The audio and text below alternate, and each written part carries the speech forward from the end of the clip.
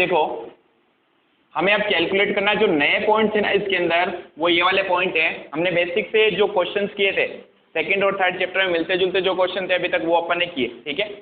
अब अगर क्वेश्चन आपको मेथड्स ऑफ पेमेंट के बारे में पूछे, methods of payment to retiring partner, retiring partner Hindi में क्या बोलेंगे इसको, निवृत्त साझेदार या अवकाश ग्रहण वाला साझेदार, साझेदार को भुगतान की विधियां, भुगतान की विधियां।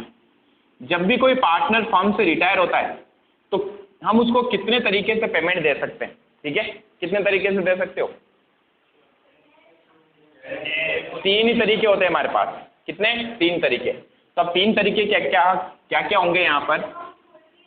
सबसे पहला पॉइंट है एक मुश्त भुगतान विधि, एक मुश्त भुगतान विधि जिसे हम बोल सकते हैं लंप सम पेमेंट मेथड, पेमेंट मेथड।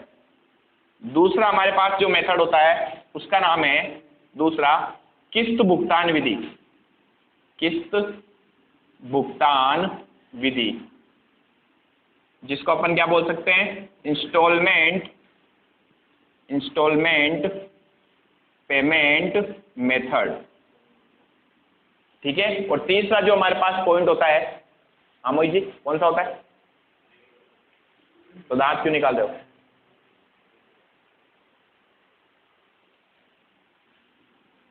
कुछ बच्चों को शायद ट्यूशन से निकाल देना बेटर होगा। तीसरा पॉइंट है हमारे पास वार्षिकी भुगतान विधि जिसको हम क्या बोलेंगे, एन्युटी पेमेंट मेथड। फटाफट ये डायग्राम बना लो और लिखो।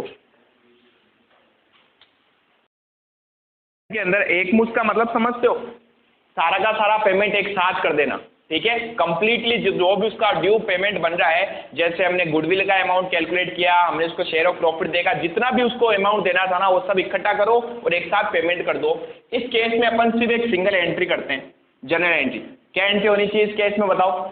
पार्टनर जा रहा है, पार्टनर को पेमेंट करेंगे, उसकी कैपिटल कम हो जाएगी और हमारे यहाँ से पैसा जाएगा। हम कौन है? हम फर्म है, ठीक है। तो इस केस में मैं क्या एंट्री करूंगा? मैं एंट्री करूंगा retiring partner, retiring partners capital account debit, और 2 में क्या जाएगा? टू कैश या फिर बैंक, चेक से पेमेंट कर सकते हैं। बस सिर्फ एक एंट्री अपने को करनी इस केस में। क्लियर है? इस एंट्री को फटाफट उतारो, फिर इसके ऊपर एक एग्जांपल करते हैं जल्दी से।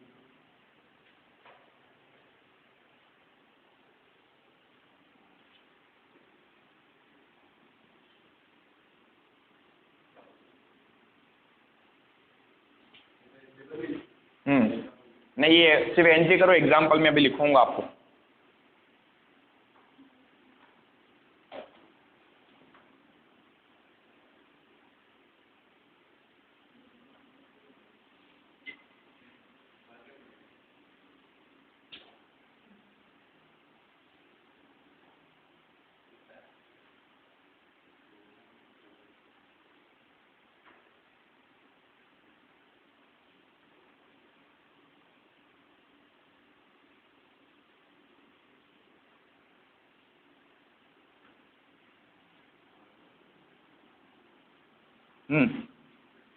अब लिखो भाई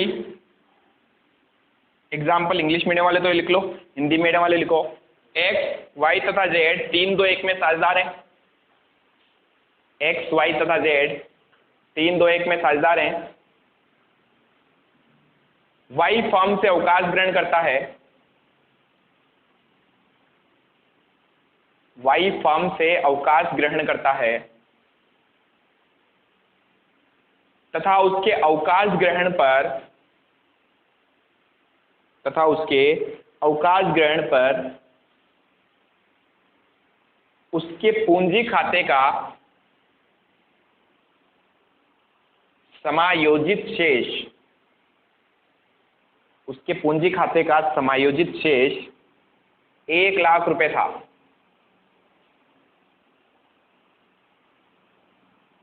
उसे देय राशि एक मुश्त भुगतान कर दी गई।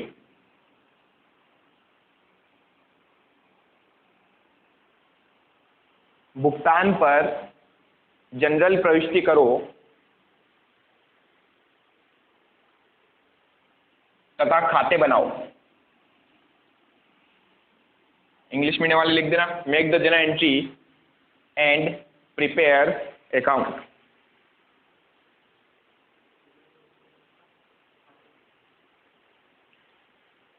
अब देखो अपने को यहाँ पर एक तो इसको भुगतान करना, भुगतान और पेमेंट करने पर क्या एंट्री करें बताओ।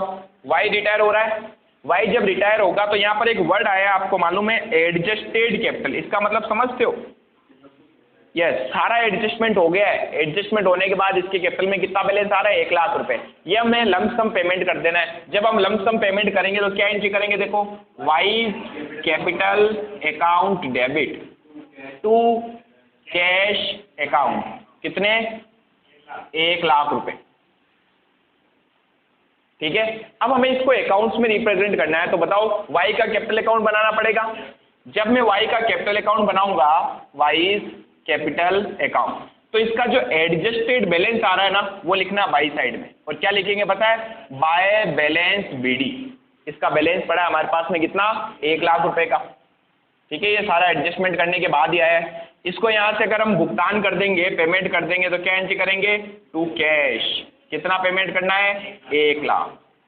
बस ये शो करना अपने को। क्लियर? उतारो फटाफट नासिर साहब।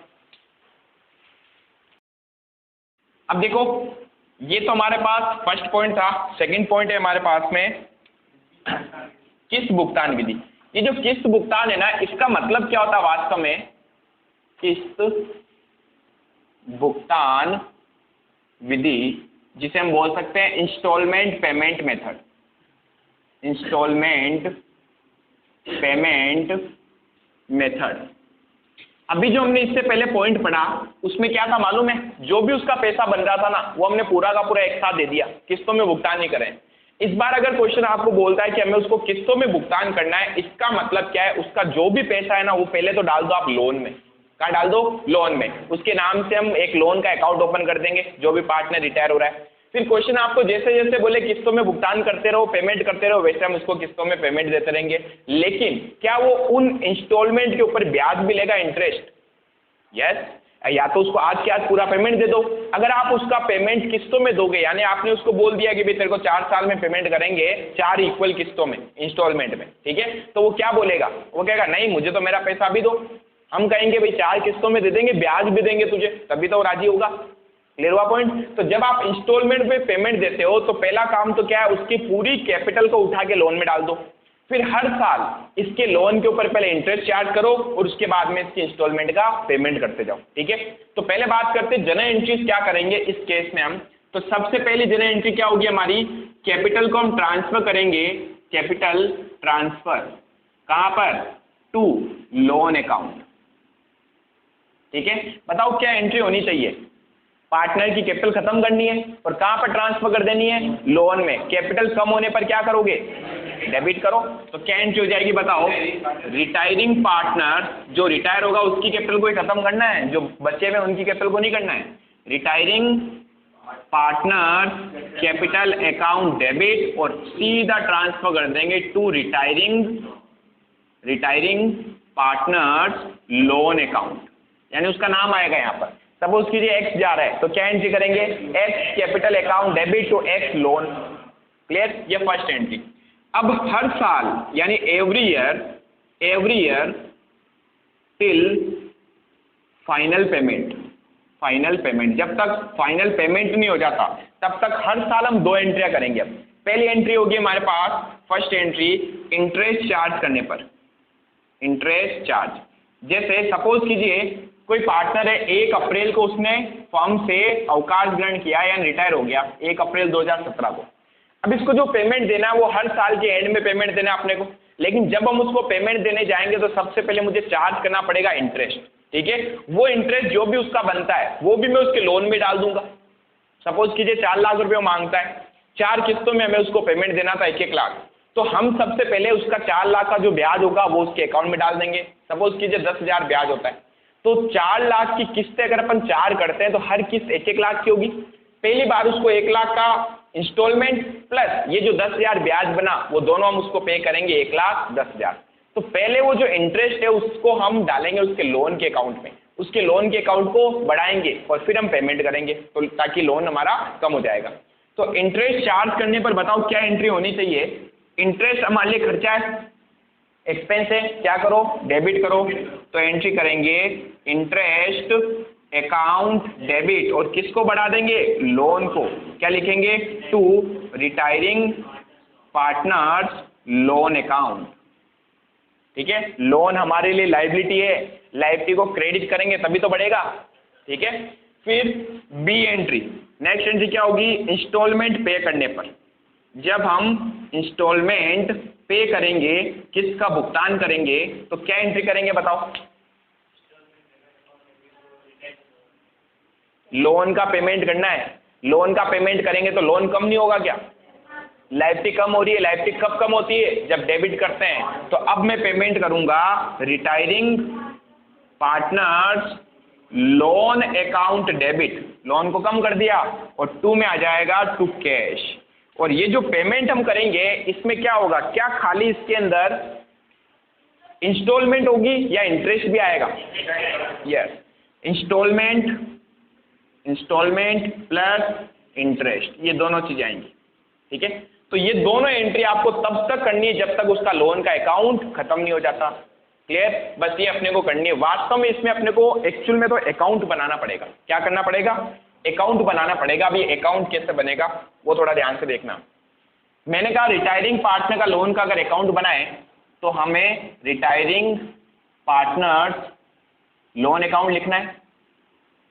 सबसे पहले यहाँ डेट का भी कॉलम बनता है, क्योंकि हर साल पेमेंट करेंगे, 3 या 4 साल में हम उसको भुगतान करेंगे। तो date particular amount, date particular amount, ये हमारा फॉर्मेट होगा। Date particular amount, date particular और अमाउंट। ठीक है, सबसे पहले क्या करना है? कैपिटल को उठा के लोन में डालेंगे तो लोन का अकाउंट इंक्रीज होगा। लोन कब बढ़ेगा? जब क्रेडिट करेंगे। तो बाई साइड में लिखना सबसे पहले by retiring partners capital account. Balance कहाँ से आ जाएगा? इसमें कुछ पहले से थोड़ी बैलेंस पड़ा है, डालेंगे तब बैलेंस आएगा। तो सीधा पहले कैपिटल को ट्रांसफर कर दो जो भी उसका अमाउंट है। फिर साल के एंड में, यानी सपोज कीजिए फर्स्ट ईयर है, इसके एंड में हमें इंटरेस्ट चार्ज करना। ध्यान से देखो, इंटरेस्ट चार्ज करने पर क्या एंट्री करी हमने? Interest account debit to retiring partners loan account. तो रिटायरिंग पार्टनर के लोन को क्रेडिट करना है, तो बाई साइड में लिखूंगा इंटरेस्ट, बाय में चला जाएगा, क्या लिख देंगे? Bye interest. ठीक है, और ये चार्ज करेंगे तो देखो इसका लोन बढ़ गया, और फिर हम इसको पे कर देंगे तो इसका लोन कम हो जाएगा। क्या एंट्री करेंगे पे करने पर? Retiring partners loan account debit to cash at the end to cash. ठीक है, और यहां पर हम क्या पे करेंगे? एक तो उसकी इंस्टॉलमेंट प्लस उसका इंटरेस्ट। ठीक है, ये पे करने के बाद उसका निकल जाएगा balance, to balance CD, balancing figure. ये आया। अगले साल फिर इस बैलेंस को आगे लेके जाएंगे, पिछले साल का क्लोजिंग बैलेंस आगे जाएगा यहाँ पर। तो हमने कहा सेकेंड ईयर में क्या होगा? सेकेंड ईयर में वापस लिखना है बाय बैलेंस BD। ठीक है, इस बार BD आएगा क्योंकि ऑलरेडी बैलेंस पड़ा अपने पास में। उसके बाद फिर अपन इंटरेस्ट चार्ज करेंगे साल के एंड में, एट द एंड क्या लिखेंगे? Bye interest. ठीक है, और फिर हम इसको क्या कर देंगे? अगेन पेमेंट कर देंगे एट द एंड। पेमेंट करेंगे तो क्या लिखेंगे? To cash. इस केस में क्या क्या आएगा? Instalment plus interest. फिर निकलेगा क्या? To balance CD, balancing figure. ये तब तक चलता जाएगा जब तक आपका अकाउंट खत्म नहीं हो जाए। क्लियर? यहां तो उतारो फटाफट दो। अब देखो इसके जैसा एक एग्जाम्पल है, एग्जाम्पल सोल्व करवा रहा हूं। हमें वहां पर पार्टनर्स का एक तो कैपिटल अकाउंट बनाना है और उसके साथ में अपने को क्या कैलकुलेट करना है? लोन का अकाउंट बनाकर उसकी वैल्यूज कैलकुलेट करनी है। एग्जाम्पल नंबर इसका आपको दे रखा है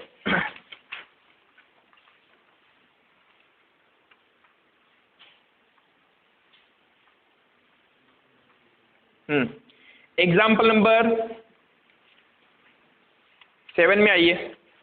7 से पहले यूं करो, एग्जाम्पल नंबर 5 में आ जाओ। लोन का एक पॉइंट है यहाँ पर, पेज नंबर है 102 हिंदी मीडियम की बुक में, इंग्लिश मीडियम वाले देख लो। एग्जाम्पल नंबर 5, जो एग्जाम्पल मैंने आपको बोले थे कि मैं करवाऊंगा उन्हीं में से ये हैं। देखो क्या लिखा हुआ है, बी 1 जनवरी 2014 को फर्म से रिटायर हो रहा है। एग्जाम्पल नंबर 5, बी रिटायर हो रहा है। बी रिटायरमेंट कब हुआ? 1 जनवरी 2014। ये कह रहा है उसकी एडजस्टेड कैपिटल, समायोजित पूंजी दे रखी है भाई। एडजस्टेड कैपिटल कितनी है? 30,000 रुपए। और फिर कह रहा है जिसका पेमेंट 3 वार्षिक किस्तों में करना है, यानी कितनी? 3 इंस्टॉलमेंट। बोल दिया क्वेश्चन ने खुद नहीं, तो क्या हम इसका पेमेंट 3 इंस्टॉलमेंट में करेंगे? इंस्टॉलमेंट कितनी है? 3। तो बता सकते हो मुझे 3 इंस्टॉलमेंट। पर इंस्टॉलमेंट कितने की होगी? 10,000 पर इंस्टॉलमेंट। हमने कहा 30,000 का पेमेंट करना है 3 किस्तों में, हर एक इंस्टॉलमेंट 10,000 की अपने को पे करनी है। ठीक है, विद इंटरेस्ट कितना है? 6% पर एनम, जिसके ऊपर 6% क्या देना अपने को? ब्याज देना है। बी का ऋण खाता बनाइए, लोन का अकाउंट बनाना, बना सकते हो, सिंपल सा अकाउंट है, फटाफट देखते हैं। बीज लोन अकाउंट। अब देखो इसने एक चीज है ना क्लेरिफाई नहीं करी, डेट नहीं बताई है इसने कि कब कब भुगतान करना है। तो हमें क्या मानना है? साल के एंड में पेमेंट करना है। ठीक है, जब क्वेश्चन कुछ नहीं बोलता तो अपन ऐसा एज्यूम करेंगे, बाकी क्वेश्चन खुद बोल सकता है पेमेंट कब कब किया जाएगा। ठीक है, तो उसमें थोड़ा सा हमारी सिचुएशन चेंज होगी, उसका एक एग्जाम्पल करेंगे अपन बड़ा। तो पहले इसको स्टार्ट करते हैं। बताइए सबसे पहले तो लोन में पैसा आएगा कहाँ से? कैपिटल से। कैपिटल से पैसा लोन में ट्रांसफर करेंगे। क्या एंट्री करे थे? Retiring partners capital account debit to retiring partners loan. तो यहाँ पर कौन रिटायर हो रहा है? बी। तो बाई साइड में आ जाएगा बीज कैपिटल। तो बी के कैपिटल से हमने पैसा उठाया कितना? 30,000। और डेट दे रखी है अपने को 1 जनवरी 2014। ठीक है, अब इसको रेट ऑफ इंटरेस्ट, इंटरेस्ट कितना % से देना था? इंटरेस्ट है 6% पर एनम, वार्षिक। ठीक है, अब बताओ साल के एंड में आएंगे, कब खत्म होगा साल? दिसंबर में। क्यों? क्योंकि इंफॉर्मेशन हमें नहीं दे रखी है, तो हमें ये एज्यूम करना है साल के एंड में जाके अपन उसको पेमेंट करेंगे। ठीक है, बताओ जनवरी में स्टार्ट हुआ है तो दिसंबर में खत्म होगा, तो क्या सीधा पेमेंट कर दें या पहले इंटरेस्ट चार्ज करना पड़ेगा? इंटरेस्ट चार्ज करना पड़ेगा। इंटरेस्ट चार्ज करेंगे तो क्या लिखेंगे? Bye interest. 30,000 के ऊपर इंटरेस्ट चार्ज करेंगे 6% और पूरे 12 महीने का 12/12 कितने हो गए? 1,800 रुपये। फिर महीने के एंड में, सॉरी साल के एंड में 31 दिसंबर 2014 को इसको पेमेंट कर देंगे टू कैश। तो क्या खाली 10,000 के इंस्टॉलमेंट पे करूंगा क्या, या ब्याज भी देना पड़ेगा? ब्याज भी देना पड़ेगा, इंटरेस्ट भी। इंस्टॉलमेंट हमने यहाँ से निकाल ली, कितने की इंस्टॉलमेंट थी? तो हमने कहा 10,000 तो इसकी इंस्टॉलमेंट प्लस 1,800 रुपये इंटरेस्ट, टोटल 11,800 पे करने। फिर हमने कहा अब बताओ इसी साल के एंड में हमारे पास बैलेंस कितना बचा? To balance CD, balancing figure. 31,800 total हुए थे, 31,800 में से 11,800 गए तो कितने बच गए? 20,000। इसी बैलेंस को आगे लेके आओ 1 जनवरी 15 को, क्या लिखेंगे? बाय बैलेंस BD, कितना आएगा? 20,000। फिर साल के एंड में क्या लगाओ? इंटरेस्ट, क्या लिखेंगे? बाय इंटरेस्ट, कितना? इस बार 20,000 पे इंटरेस्ट देना है, क्योंकि 10 तो हम पे कर चुके हैं ना, जितने पैसे का यूज लूंगा उतना ही तो इंटरेस्ट देंगे। हमने कहा इस बार हमने पूरे साल 20,000 उसके अपने पास रखे, जिसके ऊपर 6% की रेट से इंटरेस्ट देना है पूरे 12 महीने का 1,200 रुपये। फिर साल के एंड में आएंगे 31 दिसंबर 2015 को, क्या लिखेंगे? टू कैश, इंस्टॉलमेंट 10,000 की प्लस इस बार का इंटरेस्ट कितना बना? 1,200 रुपये। तो 1,200 इंटरेस्ट, टोटल 11,200 का पेमेंट कर देंगे। फिर हमने कहा टोटल अमाउंट हो गया 21,200। 21,200 में से 11,200 गए तो कितने बच गए? 10,000। To balance CD, balancing figure. ये बैलेंस आगे जाएगा, बाई साइड में ट्रांसफर हो जाएगा 1 जनवरी 2016 को बाय बैलेंस BD। कितना आएगा? 10,000। फिर साल के एंड में इंटरेस्ट चार्ज करेंगे 31 दिसंबर 2016। क्या लिखेंगे? Bye interest. 10,000 का कितना परसेंट? 6% इंटू 12/12। कितना इंटरेस्ट बनेगा इस बार? 600 रुपये का। और ये हमारे पास में आखिरी इंस्टॉलमेंट थी 10,600। फिर हम इसको पेमेंट कर देंगे 31 दिसंबर 2016 को। क्या लिखेंगे? To cash. तो 10,000 तो इंस्टॉलमेंट प्लस 600 इंटरेस्ट, 10,600 का पेमेंट कर दिया। क्या बैलेंस बचा? यही तो बोला था क्वेश्चन है, 3 इंस्टॉलमेंट में पेमेंट देना है, दे दिया। सिंपल। छापो नासिर साहब,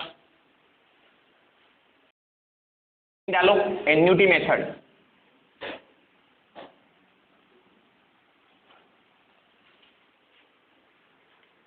स्टार्ट करो। थर्ड हमारे पास में जो मेथड है उसका नाम है एन्युटी मेथड। एन्युटी मेथड जिसे हम बोल सकते हैं हिंदी में वार्षिकी विधि। वार्षिकी विधि। अब देखो एन्युटी मेथड के अंदर क्या होता है पहले समझना। जब पार्टनर रिटायर होता है तो उससे एक समझौता करते हैं। ये क्या समझौता करते हैं कि जितना भी आपका पैसा है ना वो आपको लाइफ टाइम तक हम पैसा देंगे। जितना भी पैसा है उससे ऊपर ही देंगे, जब तक आप जिंदा रहोगे तब तक आपको पेमेंट मिलेगा। ठीक है, ऐसा हो सकता है? यस, होगा। वार्षिकी का मतलब यही होता है। जैसे सपोज कीजिए 3 पार्टनर है X, Y और Z। Z फर्म छोड़ के जा रहा है, ठीक है। X और Y ने कहा कि भाई देखो आपका पेमेंट बन रहा है सपोज कीजिए 5 लाख रुपए। कितना बन रहा है? 5 लाख रुपए। X और Y ने कहा कि आपका पेमेंट 5 लाख है ये 5 लाख एक काम करो, एक साथ मत लेके जाओ और ना ही हम इंस्टॉलमेंट में आपको पेमेंट देंगे। ठीक है, इंस्टॉलमेंट का मतलब तो क्या होगा? फिक्स है। जैसे सपोज कीजिए बोल दिया 5 इंस्टॉलमेंट में पेमेंट होगा तो 1-1 लाख रुपए की 5 इंस्टॉलमेंट हो जाएगी, उसके बाद इनका मैटर खत्म हो जाएगा। 10 इंस्टॉलमेंट हो तो 10 इंस्टॉलमेंट पे करेगा, उसके बाद में सारे पॉइंट खत्म। लेकिन X और Y जो है वो Z को कहते हैं हम आपको जीवन भर पैसा देंगे जब तक आप जिंदा रहोगे। क्या बोला इन्होंने? जब तक आप जिंदा रहोगे। लेकिन ये कुछ अमाउंट बांध देते हैं। जैसे हर महीने का सपोज कीजिए उन्होंने बोल दिया 10,000 रुपये हम आपको देंगे हर महीने के। ठीक है, सपोज कीजिए तो 10,000 रुपये के हिसाब से जब तक ये जिंदा रहेगा तब तक इसको हर महीने कितना पैसा मिलता रहेगा? 10,000 रुपये इसको मिलते रहेंगे। अगर बाई चांस Z की डेथ हो जाती है, ठीक है, तो 2 पॉइंट हो सकते हैं। पहला पॉइंट ये हो सकता है इसमें कुछ बैलेंस बचा हुआ रह जाए, समझ गए। दूसरा पॉइंट हो सकता है सारा पैसा खत्म हो जाए और इसके बाद भी इसको पेमेंट देना पड़ जाए। क्लियर हुआ पॉइंट? अगर बैलेंस बचा हुआ है और पार्टनर की डेथ हो जाती है किसकी? Z की, तो इसमें जो भी बैलेंस बचा होगा वो वापस X और Y रख लेंगे। इसी शर्त पे तो उन्होंने पैसा दिया था। समझ में आया? क्योंकि बताओ इसका पैसा खत्म होने के बावजूद भी अगर ये जिंदा रहता है तो इनको जेब से देने पड़ेंगे, तो फर्म के लिए वो नुकसान माना जाएगा। ठीक है, लेकिन अगर इसकी डेथ हो जाएगी और अगर पैसा बच जाता है तो वो लेंगे भी कौन? फिर पार्टनर्स लेंगे। क्लियर? तो इसमें यही कंडीशन होती है। ये फिक्स अमाउंट बांधते हैं 10,000 रुपये, अलग से कोई इंटरेस्ट नहीं होगा, कुछ भी नहीं होगा। हर साल पेमेंट फिक्स है। कितना मिलेगा? 10,000 10,000 10,000 इस तरीके से आपको पेमेंट मिलता जाएगा। क्लियर? लेकिन सर क्या इंटरेस्ट चार्ज होगा? यस, इंटरेस्ट तो चार्ज होगा। वास्तव में क्या करते हैं पता है? इस पैसे को लेके किसी एक बैंक अकाउंट में जमा करा देते हैं। किसमें? बैंक अकाउंट में। और उसके ऊपर इंटरेस्ट भी मिलता रहता है और हर साल इसको 10,000 कम पेमेंट भी करते रहते हैं। क्लियर? तो एक तरफ तो ये बढ़ता भी रहेगा साथ साथ में और इसको पेमेंट करेंगे तो ये लेस भी होता रहेगा। लेकिन दिक्कत वही है, पॉइंट फिक्स रहेगा, 10,000 का ही पेमेंट करना पड़ेगा हर साल। तो कोई अलग से इंटरेस्ट नहीं देना। मैंने कहा इंटरेस्ट देना नहीं है। चार्ज तो होगा कि नहीं होगा? इंटरेस्ट चार्ज तो होगा, इंटरेस्ट लगेगा, एन्युटी बढ़ेगी भी, लेकिन पेमेंट जब करने की बारी आएगी, जो अपन लिखते ना टू के, वहां कितने देने? सिर्फ 10,000। क्लियर हुआ पॉइंट? कोई डाउट है? चलिए अब इसके अगर अपन डायरेक्टली अकाउंट बनाए ना तो मैं आपको सीधा अकाउंट बना के बताता हूँ। इसका सेम टू सेम लोन के जैसा अकाउंट बनता है, खाली नाम चेंज है। क्या है? नाम चेंज है। अब हमने कह दिया हमें यहाँ पर बनाना पड़ेगा एन्युटी अकाउंट और उसके नाम से बनेगा जो भी पार्टनर रिटायर हो रहा है ना, retiring partners annuity suspense account. क्या नाम रख दिया हमने? Annuity suspense account. जैसे ए जा रहा है तो A is annuity suspense account, B जा रहा है B is annuity suspense account. Again column जैसे वहां बनते थे सेम टू सेम यहाँ बनाने अपने को, date particular amount, date particular amount. पहले जो अमाउंट हमने सीधा लोन में डाला था वो लोन की जगह कहाँ ट्रांसफर होकर आएगा, एन्युटी सस्पेंस में। तो बता सकते हो क्या एंट्री होगी, फर्स्ट जनरल एंट्री की अगर बात करूं मैं तो कैपिटल ट्रांसफर टू कहां पर, annuity suspense account, annuity suspense account. तो कैपिटल को उसकी कैपिटल को खत्म कर देंगे, क्या लिखेंगे, retiring partner capital account debit, capital को खत्म किया और कहां डाल दिया, टू रिटायरिंग पार्टनर, लोन की जगह इस पर डाल दिया हमने कहा एन्युटी सस्पेंस में। सिंपल है।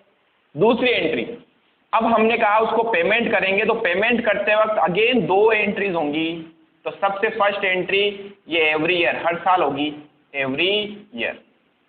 पहली एंट्री बताओ क्या होगी, इंटरेस्ट चार्ज करने की। मैंने कहा ना इंटरेस्ट तो चार्ज होगा, बैलेंस बढ़ेगा, लेकिन जब पेमेंट देने की बारी आएगी वहां अमाउंट फिक्स रहेगा 10,000 बस। क्लियर है पॉइंट ये। तो बताओ क्या एंट्री हो जाएगी, इंटरेस्ट मिलेगा तो interest account debit, interest account debit. To में आ जाएगा to retiring partners annuity suspense. जो पहले लोन को बढ़ा रहा था अब किसको बढ़ाएगा, एन्युटी सस्पेंस को, एन्युटी सस्पेंस अकाउंट। और फिर जब हम पे करेंगे एन्युटी पे करने पर क्या एंट्री होनी चाहिए बताओ, यस, एन्युटी पेड करूंगा तो एन्युटी सस्पेंस का बैलेंस कम होगा, ठीक है, और हमारे यहां से पैसा जाएगा, क्या एंट्री करेंगे, annuity suspense account debit to cash. ये दोनों एंट्रियां हर साल होगी, एवरी ईयर। कब तक, जब तक वो जिंदा रहेगा, till life of retiring partner, या टिल डेथ ऑफ लिख लो, till death of retiring partner. अब बात आती है कि अगर उसकी डेथ हो जाए, ठीक है, तो क्या होगा, अगर डेथ हो गई और इसमें बैलेंस बचा हुआ पड़ा है हमारे पास में, तो बाकी का बैलेंस कौन बांट लेंगे, पार्टनर, ठीक है। तो पहले इसकी एंट्री में आपको यहाँ करके बताता हूँ। फर्स्ट वाली एंट्री आ जाएगी फर्स्ट ईयर में, बताओ क्या लिखेंगे, by retiring partner capital account.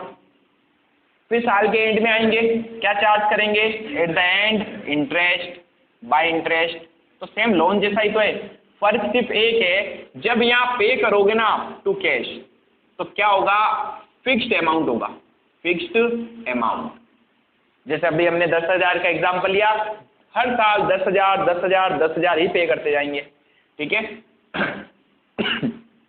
फिर निकल जाएगा टू बैलेंस सीडी, ये एट द एंड आ जाएगी एंट्री। यही बैलेंस आगे जाएगा सेकंड ईयर में, क्या लिखेंगे, बाय बैलेंस बीडी। फिर मैंने कहा वापस क्या चार्ज करो, इंटरेस्ट चार्ज करो। फिर मैंने कहा पेमेंट करो तो क्या लिखेंगे, टू कैश। फिर आ जाएगा टू बैलेंस सीडी। अब सपोज कीजिए मैंने कहा थर्ड ईयर में अगर पार्टनर की डेथ हो जाए तो क्या होगा, बीच में डेथ हो गई, साल के एंड में जाने की जरूरत ही नहीं थी। तो अगर बीच में डेथ हो गई तो ये जो भी पैसा इसका बचा हुआ है ना, ये वाला, ये हम पार्टनर्स में बांट देंगे, ठीक है। तो क्या लिखेंगे हम, टू रिमेनिंग पार्टनर, रिमेनिंग जो बचे हुए साझेदार है, remaining partner capital account balancing figure. तो ये एंट्री कब होगी, on death of retiring partner, retiring partner. Clear है पॉइंट। अच्छा एक बात बताओ, अगर डेथ नहीं होगी तो तब तो इनको पैसा देना पड़ेगा। सपोज कीजिए बैलेंस खत्म हो गया, मैंने कहा यहाँ बैलेंस आ गया 0, अगले साल भी है, ठीक है। सपोज कीजिए यहाँ पर बैलेंस आ गया 0, मैं नेक्स्ट ईयर आया, बैलेंस क्या हो गया, 0 है। इंटरेस्ट तो कुछ चार्ज होगा नहीं, क्योंकि जब बैलेंस नहीं तो इंटरेस्ट किस चीज़ का, लेकिन पैसा तो देना पड़ेगा। क्या मैं टू कैश तो लिखूंगा, यस। अब मैंने कहा ये पैसा लाओगे कहाँ से, इसके लिए आपको एक अकाउंट से पैसा निकालना पड़ेगा, profit and loss appropriation account. कहाँ से निकालोगे, P&L एप्रोप्रिएशन अकाउंट से। कब, जब बैलेंस खत्म हो जाए, ये याद रखना। बैलेंस खत्म नहीं हुआ, पार्टनर की डेथ हो गई तो डिवाइड कर देना, बांट देना। क्लियर। तो ये तो मैंने डेथ वाला यहाँ समझा दिया। अब यहाँ पर ये समझाता हूँ third, if balance comes to end, balance हमारा लगभग क्या हो गया, खत्म हो गया, लेकिन हमें पेमेंट तो देना है, तो बताओ पेमेंट कहां से देंगे, टू कैश तो होगा, लेकिन डेबिट क्या होगा इस बार, P&L appropriation account debit to cash. Annuity suspense कहां से आ गया, टू कैश। जैसे मैंने कहा ना टू कैश तो आ जाएगा, ये बैलेंस कहां से लेंगे, बाय P&L एप्रोप्रिएशन से। क्लियर, यहां तक उतार लो फटाफट।